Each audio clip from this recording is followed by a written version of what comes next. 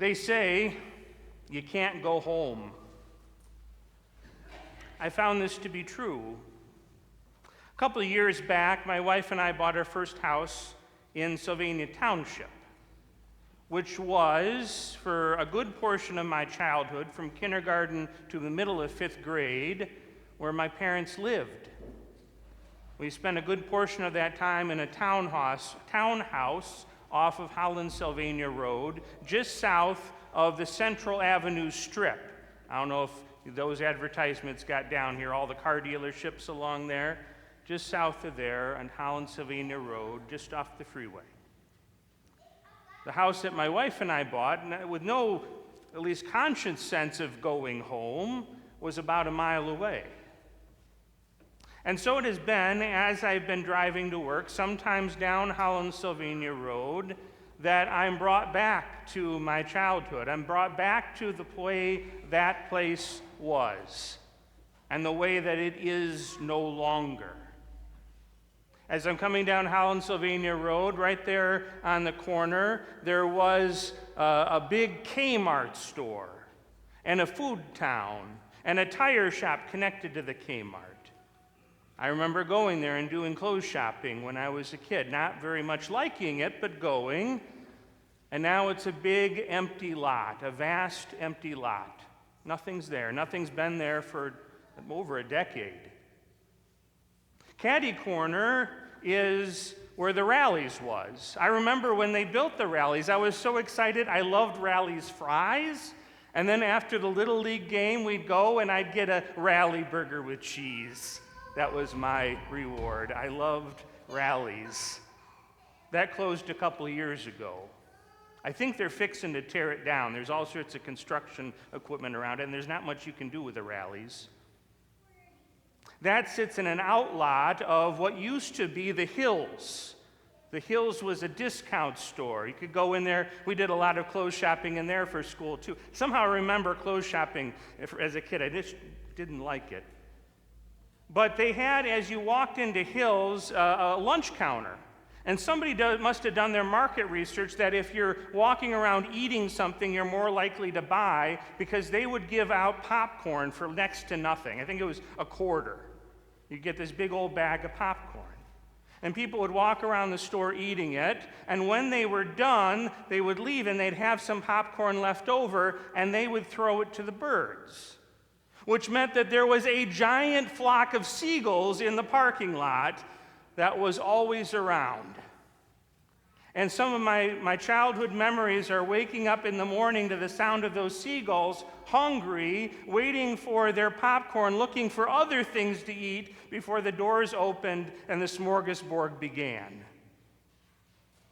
And just down the road a little bit farther was Gloria Dei Lutheran Church.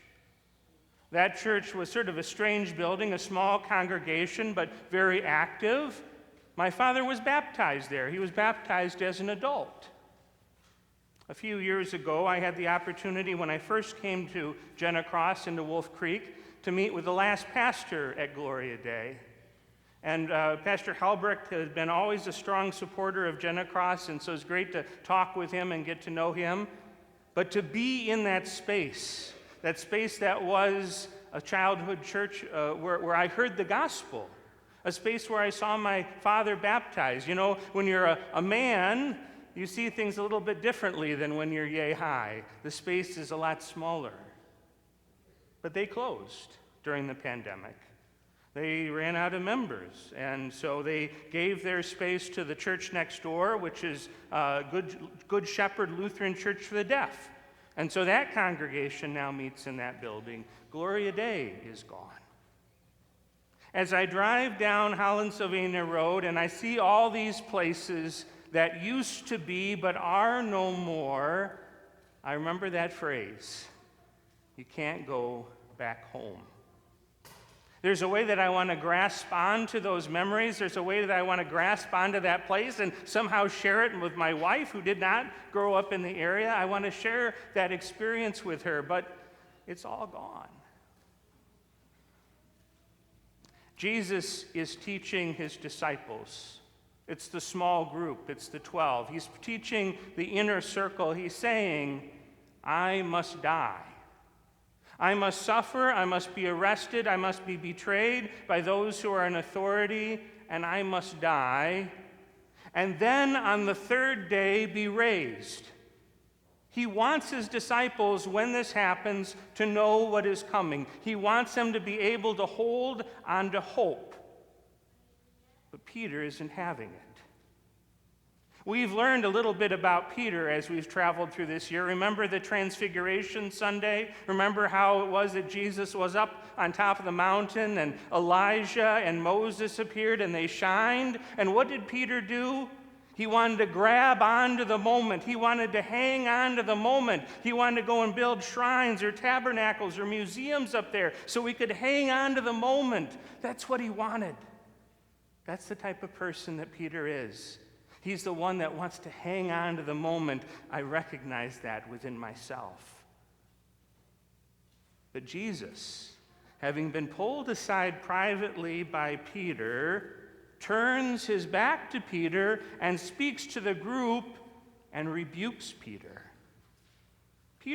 Jesus can be a little bit harsh sometimes when his eyes are on the mission and something is in the way. He can be direct, and he's direct now. And he says, "Get behind me, Satan." Peter has identified Jesus. Peter has identified Jesus as his teacher, as his master, as Lord. And yet, Jesus says, "Get behind me, Satan. Get behind me because you're in the way of what must happen." In holding on to these things, in holding on to me, you're getting in the way of why I'm here in the first place. That we might be reconciled, that God and human beings might be reconciled. And that must happen through my death and through my resurrection, so that I can give to you in the waters of baptism that which is mine. My place before God, my righteousness, the way that when God looks at you now, he will see me. That's the way this must go. For us to have life, for you to have life. And in grasping on and holding on, you're preventing that from happening. It's a tough thing. Because we have these pieces of our life together that are very, very old. We have these places, these experiences that we've had in this place. When I asked you what used to be, your responses were all about this church. They're all about this place and how it used to be. This place is precious to you. The way that we worship is precious to you. It is. It's precious. This is where we've heard the word, right? And yet, the challenge that Jesus is teaching is that in order for something to have life, it must also die. In order for something to have life, it must also die. And this strikes true to me as somebody who is sort of an itinerant preacher, who has lived an itinerant life. I've been from place to place, and the congregations that are most alive are those that are allowing things to die, that are living a life that has space for grief and letting things go. It's a beautiful thing, and yet it's such a hard thing. And yet, when we grab so tightly onto that which has given us life and is so precious to us, we don't have space for things to grow. The community that I'm a part of now, that I walk with, is the community at Wolf Creek.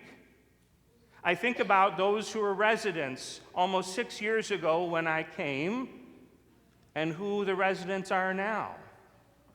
Many have left, they've gone other places, they've needed care elsewhere, they've gone to be with family elsewhere in the country, and a good many have died. And we have had to have, as part of our practice as a community, the ability to grieve those that we have lost. It's so important for us as a community because there's going to be new people coming in. And I've watched as our community has been shaped and changed. Right now, we've got a group of people that like to hang out in assisted living in the dining room. They found a back corner, and that's where they hang out. And other times, there's been card games, and other times, there's been other places where the residents have hung. It's changed and evolved with the people who have been there. We live as a community that grieves because we are also a community that has hope. Not just that new people will come, but that we have this existential hope in Jesus Christ that we can trust in. Our world, our community is changing, isn't it? This has been one of the more interesting times to be a pastor, to be in a time in which the church is so radically changing, in which the needs of people are so radically changing. And the thing about it is, there are a lot of things that we don't know what's going to work. But we do know that in order to try different things, we've got to let go of things. And yet at the same time, there's this tension, isn't there? We've been closing our services at Wolf Creek with a selection from Marty Haugen's Holden Evening Prayer. And I selected that for our closing hymn throughout the season because I wanted to wrap up. My sense was that pointed the way to the cross. This particular song ended with the mood that we were entering into, but also a word of hope. And yet I had to be aware that in my own heart, that song was precious to me.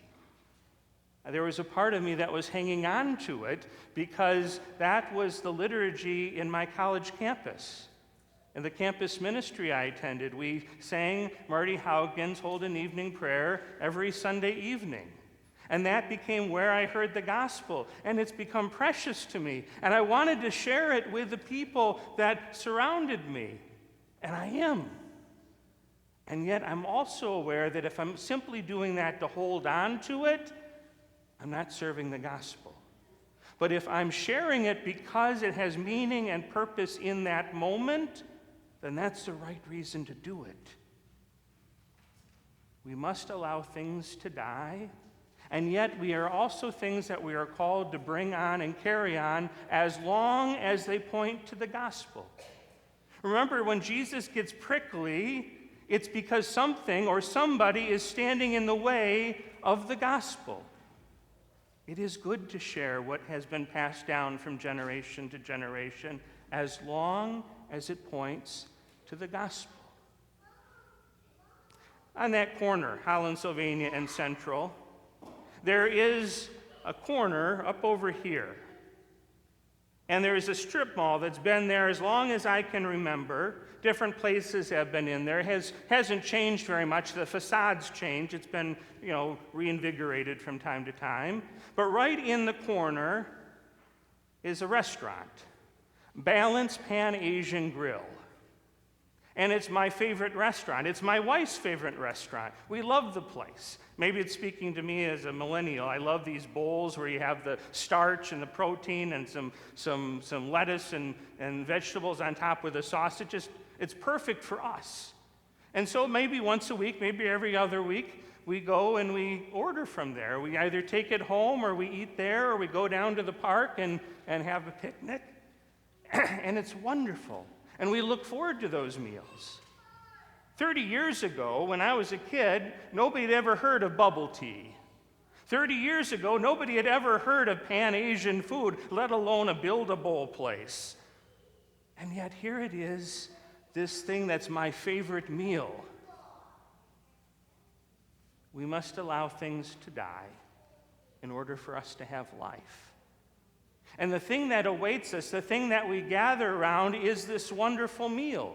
This wonderful meal that we share that is Jesus' body and blood given for us that we might have life to sustain us through the letting things go and stepping into the unknown. What will this place look like in 30 years?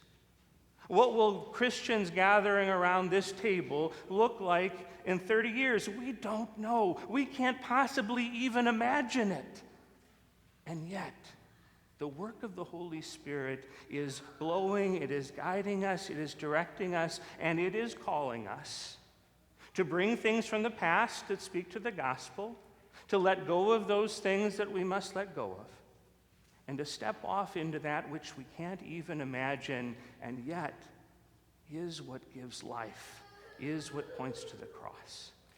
Because after that is the meal that all of us, from generation to generation, share together. Amen.